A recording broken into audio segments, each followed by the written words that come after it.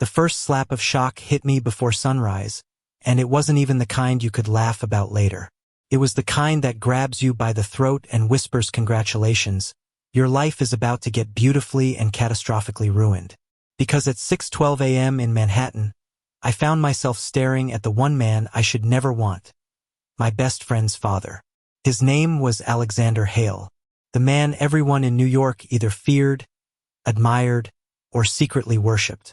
CEO of Hale Corporation, former military intelligence. A walking storm wrapped in tailored suits and quiet authority. The kind of alpha whose presence could silence a room and bend an argument without raising his voice. And somehow, impossibly, the man who had just opened the penthouse door wearing only gray sweatpants, sleepy eyes, and a voice that rumbled so deep I felt it in my bones. "Morning," he said, looking at me like he already knew what I tasted like under the panic. I forgot my name. I forgot physics. I forgot how doors worked. I was only here to pick up my best friend for a weekend trip. That was it. Simple, normal, safe. But nothing felt safe anymore. I swallowed hard. "Hi, Mr. Hale. I'm here for Jonah." He nodded and stepped aside to let me in. Even that tiny gesture felt like an invitation into something I wasn't ready for. As I stepped inside the penthouse, New York spread out beneath the high windows like a restless ocean. Everything inside was sleek, modern, cold. Everything except him. He followed behind me, and even without looking, I knew exactly where he was. His presence pressed against my spine like a second gravity. I hated that I noticed. I hated even more that I liked it. "He's still sleeping," Alexander murmured. "Jonah always oversleeps before a trip." His tone carried a faint amusement, warm, human, and something inside me softened in a way it shouldn't have. I forced a smile. "Yeah, that sounds like him." But what I didn't say was that Jonah overslept because he stayed up late playing video games and eating cereal straight from the box. He wasn't like his father. Not at all. Jonah was sunshine and sarcasm and chaotic jokes. Alexander was razor-sharp steel dipped in midnight. Two worlds, two energies. And I'd always lived somewhere in the middle. My name is Eli Moreno. 21, design student, part-time cafe worker, queer kid who grew up in the wrong side of Chicago before winning a scholarship to NYU. My life had been a long uphill climb that taught me how to work, survive, and pretend. Pretend I wasn't terrified. Pretend I wasn't overwhelmed. Pretend, especially now, that I wasn't reacting to Alexander Hale like every cell in my body had just discovered a religion. I shoved my hands into my jacket pockets and tried to breathe. But then he moved closer. Too close.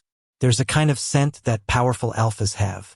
Not the cheap bottled confidence people spray on before interviews, but something deeper, older, instinctive. And Alexander's scent hit me like a quiet confession of danger and warmth mixed together. The kind that doesn't ask permission. "You all right?" he asked gently. His voice wasn't what I expected. It wasn't strict or intimidating. It was low, calm, almost concerned. Like he had already memorized the tremor in my inhale. I nodded too quickly. Yeah, just tired." "Liar." My heart stuttered. He leaned one shoulder against the wall, crossing his arms, watching me in a way that felt like he was peeling layers off me without touching a single thread. His gaze wasn't sexual. That was the worst part. It was deeper than that. Searching. Reading me. "Your eyes," he said. "They never hide anything." I froze. And then, blessedly, a door down the hallway slammed open. Jonah, half awake, half tangled in a hoodie, staggered out like a newborn deer. "Eli," he groaned. "It's 6 a.m. Why are you like this?" I almost laughed. Almost. Alexander smirked. A small, private curve of his lips that God help muffled like sunlight just broke inside me. "Get ready," Alexander told his son. "And don't make your friend wait." Jonah grumbled something rude and disappeared again. The moment he was gone, silence stretched between us like a drawn bowstring. Dangerous, thin, electric. I let out a breath I didn't know I was holding. Alexander noticed. "He exhausts you, doesn't he?" he teased. I mean, I chuckled. Everyone exhausts me before 10 a.m. His smile grew rare, slow, devastating. You're honest. I like that. And there it was. The first crack. The first shift. The first tiny, impossible thing that shouldn't have meant anything but did. He liked something about me. I forced myself to turn away, pretending to look out the window at the skyline. Manhattan was still waking up. Cars humming below, the horizon softening with pale light, the city stretching like a restless giant. But even with New York shining in front of me, all I could feel was him behind me. Quiet, steady, watching. You come here often? He asked. Not really. Jonah usually meets me outside. I wonder why he didn't today. I turned back toward him. Because he slept through his alarms? Alexander tilted his head, amused. Or because he knew I'd answer the door. Heat climbed my neck. Why would that matter? He didn't smile this time. He didn't laugh. He just held my gaze with an intensity that made my breath hitch. It matters to you, he said softly. My throat closed. This man was too perceptive, too sharp, too aware. Before I could answer, Jonah reappeared awake now, full of chaotic energy. Let's go, he shouted, grabbing his backpack and rushing to the door. Just like that, the moment broke. Alexander straightened his posture, all business again. Have fun. Be safe. And Jonah, he pointed, no drinking, no reckless driving, no disappearing for 2 days without answering your phone. Dad, Jonah groaned. We're not 12. Alexander raised one eyebrow. You act like it. Jonah rolled his eyes so hard it was a miracle they didn't fall out. I stepped forward, about to follow him, but Alexander caught my wrist, just a brief touch, warm and steady.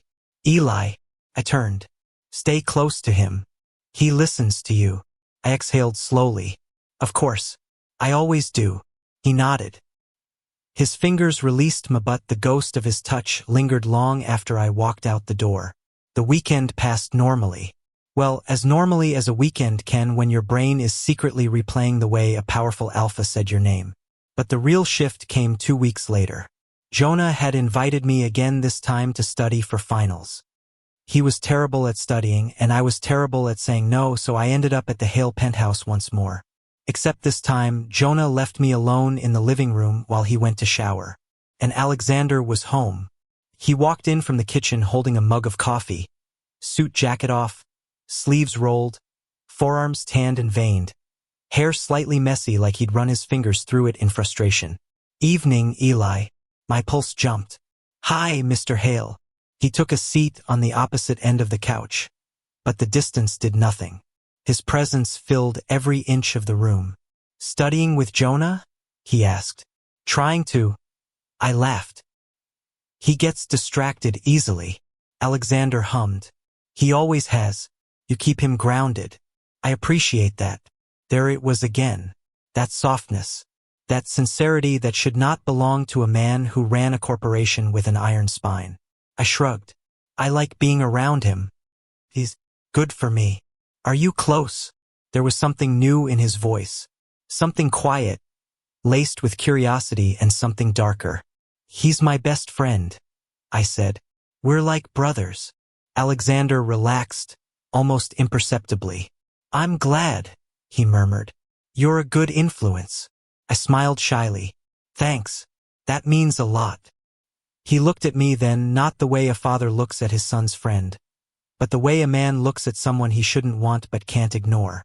The tension wrapped around us again, slow and inevitable. I shifted slightly, anxious under his gaze. Why are you looking at me like that? He didn't hesitate, didn't flinch, didn't lie. Because you're hard to ignore. The room went still. My breath caught. Mr. Hale, Alexander, he corrected quietly. I don't think I should call you that. Why not? He leaned in just a little, elbows on his knees, eyes locked onto mine. Does it make it too personal? He asked. Yes. God, yes. But I couldn't say that.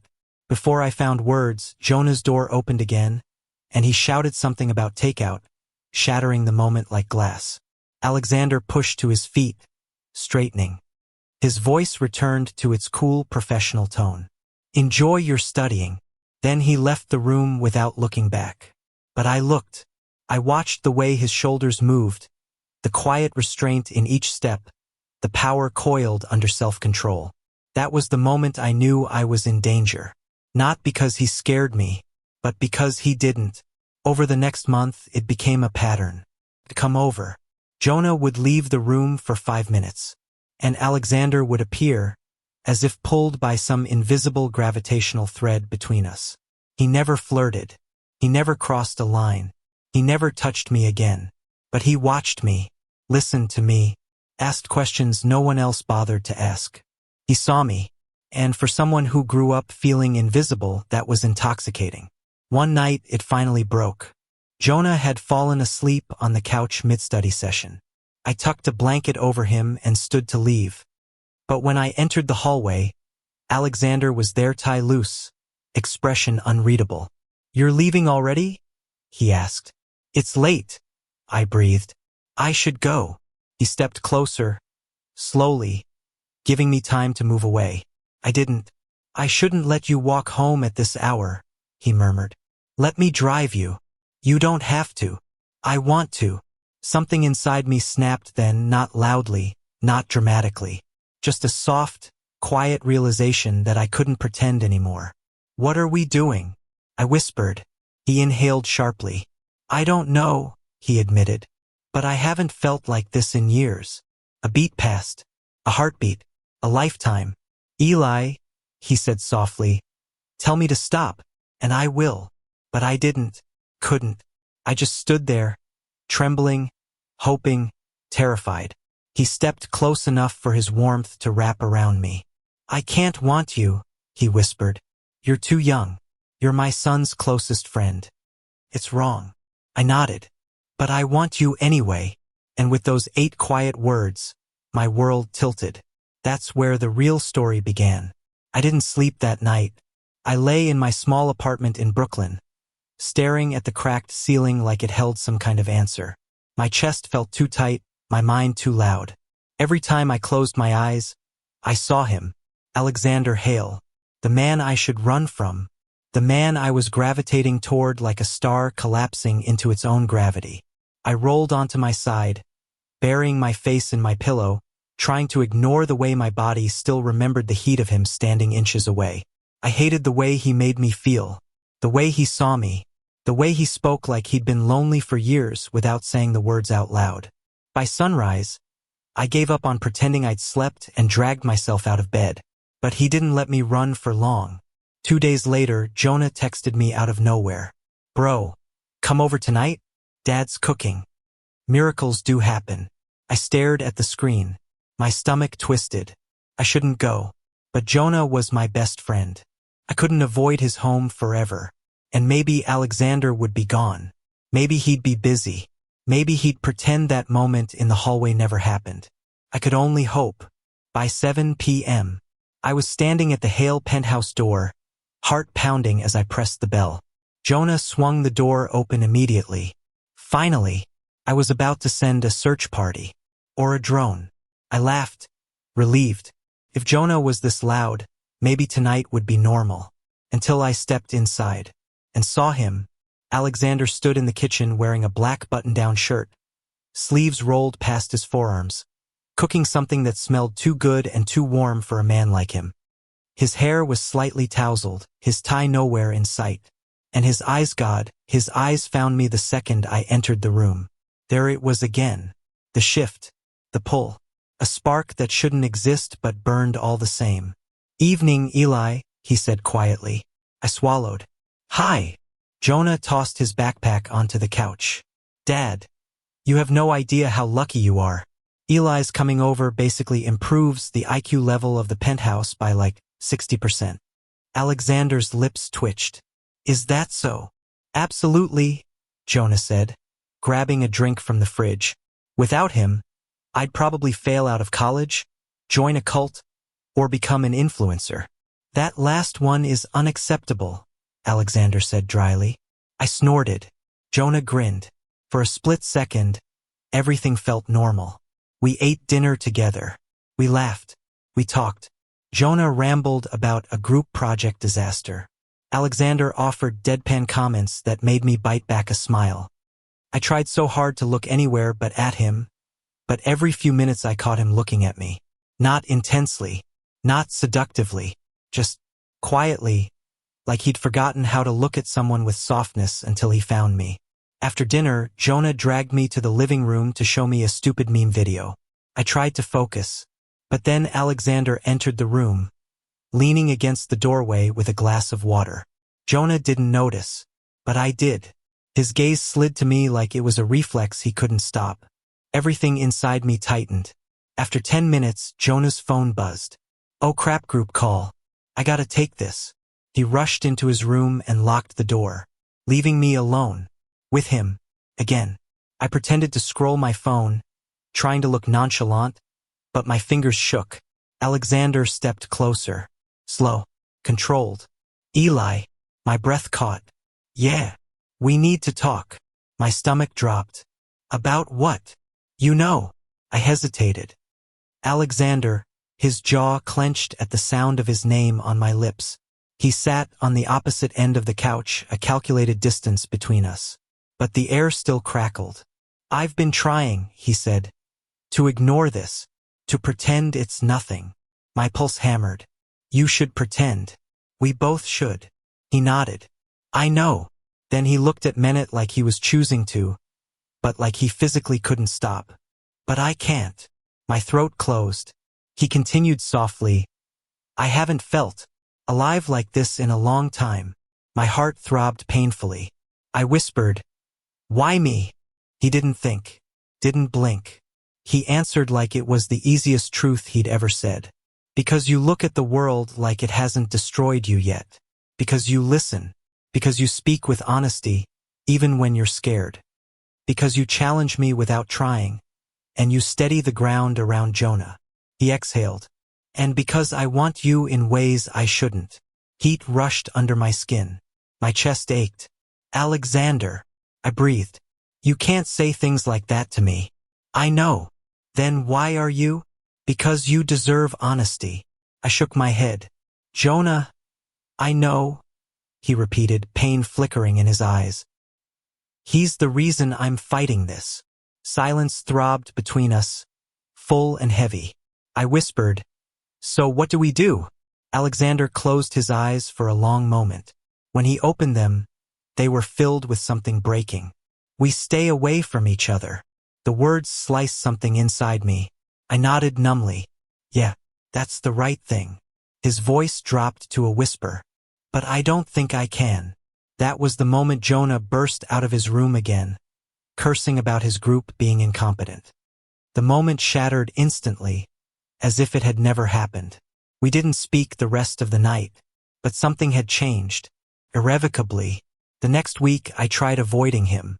I told Jonah I was busy. I told myself I needed space. I kept my head down, went to class, worked shifts at the cafe, pretended everything was normal. But pretending doesn't fix gravity. The break came on a rainy Thursday afternoon. I was closing up the cafe when the door opened, and there he was, rain dripping from his hair, black coat soaked, eyes locked onto me like he'd walked through a storm to find me. My breath left my body. "Alexander," I whispered. What are you doing here?" He didn't answer immediately. He stood still, chest rising and falling too fast, like he'd run the whole way. "I tried," he said quietly. "Eli, I tried. God knows I tried to stay away." His voice cracked on the last words. The sound hit me harder than I expected. I swallowed. "You shouldn't be here." "I know." "Then go." "I can't." My resolve wavered. He stepped closer. "Tell me to leave, Eli. Tell me you feel nothing, and I will walk out that door." His words trembled with sincerity and pain. "Tell him to go. Tell him it's wrong. Tell him you don't want this." I opened my mouth, but nothing came out, because I did want him. Terribly, dangerously, hopelessly. He saw the answer in my silence. His eyes softened, some storm inside him settling in a way that felt like surrender. "Eli," he whispered, "I feel like I've been drowning for years. And you're the first breath of air that doesn't burn. My chest broke open. I whispered, "You can't say things like that. I'm done pretending." He stepped forward slowly, giving me every chance to move away. But my feet wouldn't move. My breath wouldn't steady. My heart wouldn't listen. He was inches from me now, close enough to feel the warmth rolling off him, close enough to see the vulnerability beneath all that strength, close enough that one wrong move would end everything. "Tell me to leave," he said again, voice barely a breath. Couldn't. I didn't. Instead, I whispered the one truth I'd been afraid of. "I don't want you to." His breath shattered. His hand lifted slowly, tremulous lightward my jaw. But he didn't touch me. He hovered there, fingertips shaking, waiting for permission that I didn't know how to give. I leaned into his touch, barely, softly, like a prayer. He inhaled sharply, eyes squeezing shut as if that tiny movement broke every line he swore he wouldn't cross. "Eli," he whispered, "you're going to ruin me." My voice trembled. "Maybe you were ruined already." His thumb brushed my skin, a ghost of a touch, so gentle it hurt. "This is wrong," he murmured. "I know. We should stop. I know. But we won't." I swallowed. "No, we won't." In that tiny cafe, with rain pounding against the windows and the city blurring behind us, the truth settled between us like a vow. He wanted me, I wanted him, and the world would burn before either of us stopped. He leaned forward slowly, painfully, beautifully until his forehead rested against mine. Not a kiss. Not yet. Just warmth. Contact. A promise pulled taut between restraint and surrender. His breath trembled against my lips. I whispered, "Alexander." And then the door slammed open. We flew apart. Jonah stood frozen in the doorway, holding an umbrella, mouth open, eyes wide in horror. "Dad?" he choked. "Eli." The world collapsed around us. And that was how everything fell apart. Silence didn't just fall. Crashed. The kind of silence that makes you forget how to breathe. The kind that freezes 3 people in place and rewrites the shape of a room. Jonah stood there, umbrella dripping onto the cafe floor, staring at us like he'd just walked in on a nightmare he couldn't wake up from. Alexander froze first. His expression shut down so fast it was like watching a steel door slam shut behind his eyes. "Jonah," he said carefully. "This isn't—" "Don't," Jonah snapped. His voice cracked. "Justin." My stomach twisted violently. "Jonah," I whispered, "please listen."